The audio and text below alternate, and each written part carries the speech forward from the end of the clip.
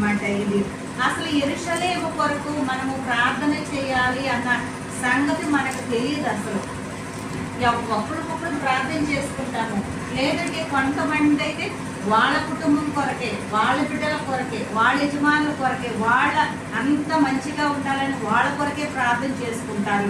కొంతమంది అయితే ఇతరుల క్షేమము కోరి ప్రార్థన చేస్తారు.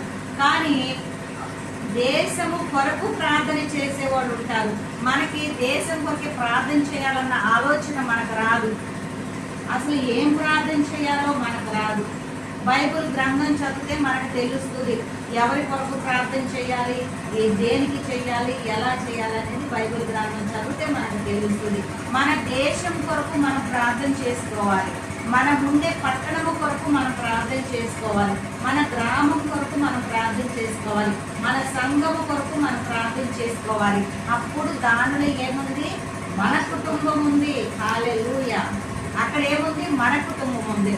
కానీ ఇక్కడ ఈ యొక్క దావీదు గారు ఏం చెప్తున్నారంటే యెరూషలేము యొక్క క్షేమము కొరకు ప్రార్థన చేయాలంట.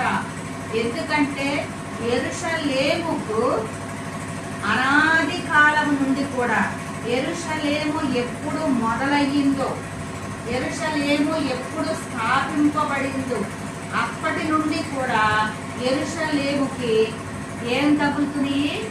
దెబ్బలు తగులుతూనే ఉన్నాయి, యుద్ధాలు వస్తూనే ఉన్నాయి. ఇప్పుడు ఫ్లైట్లో యుద్ధాలు చేస్తున్నారు. ఆ రోజు రాజులు వచ్చి యెరూషలేమును కొల్లగొట్టేవాడు. యెరూషలేము ఏర్పడక ముందు ఇక్కడ ఖచ్చితంగా ఎవరున్నారంటే అబ్రహాము గారు, ఇస్సాకు గారు ఉన్నారన్నమాట. ఈ ఇస్సాకు గారిని ఇష్మాయేలు ఎలాగూ అవమానపరిచి ఆయన నిందించి ఆ చిన్న బిడ్డలైన కొట్టుకోవడం ఎలా జరిగిందో అలానే ఇప్పటికీ కూడా ఆ యొక్క యెరూషలేములో ఉన్నటువంటి ఆ యొక్క అబ్రహాము గారి యొక్క సంతానమును, వంశమును, లేదు విశ్వాసులను, ఇజ్రాయేలును, యూదుల్ని ఇప్పటికి కూడా ఏం చేస్తున్నారు? హతం చేస్తూనే ఉన్నారు, చంపేస్తూనే ఉన్నారు, యుద్ధాలు చేస్తూనే ఉన్నారు.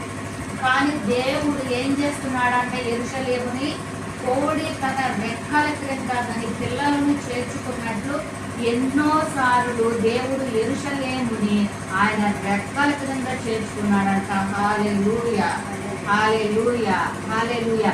అయితే యెరూషలేము యొక్క క్షేమము కొరకు ప్రార్థన చేయండి, ప్రార్థన చేయండి. యెరూషలేము క్షేమముకుంటే మనము క్షేమముగా ఉంటామన్నమాట. యెరూషలేము బాగుంటే మనం బాగుంటామన్నమాట.